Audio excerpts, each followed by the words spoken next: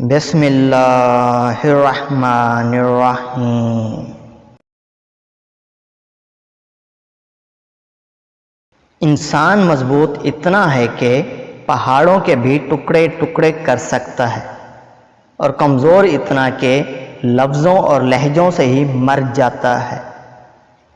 انسان کا سب سے بڑا نقصان مال اور جان کا چلا جانا نہیں ہوتا، بلکہ انسان کا سب سے بڑا نقصان کسی کی نظروں میں گر جانا ہوتا ہے۔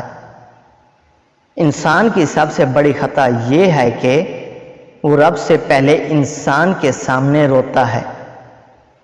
ہر انسان کی دو کہانیاں ہوتی ہیں، ایک وہ جو سب کو سناتا ہے اور ایک وہ جو سب سے چھپاتا ہے۔ پرندے اپنے پاؤں اور انسان اپنی زبان کی وجہ سے جال میں پھنستے ہیں۔ انسان دو معاملات میں بے بس ہوتا ہے، دکھ سے بھاگ نہیں سکتا اور خوشی کو خرید نہیں سکتا۔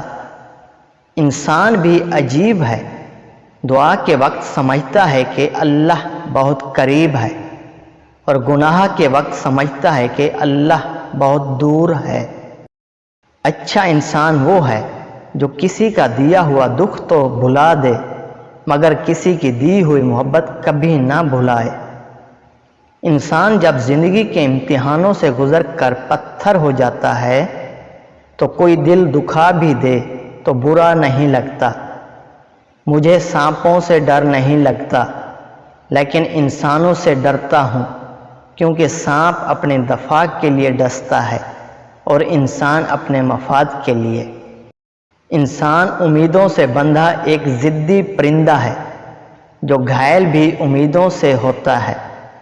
انسان سب کچھ بھول سکتا ہے سوائے ان لمحوں کے جب اسے اپنوں کی ضرورت تھی اور وہ دستیاب نہیں تھے۔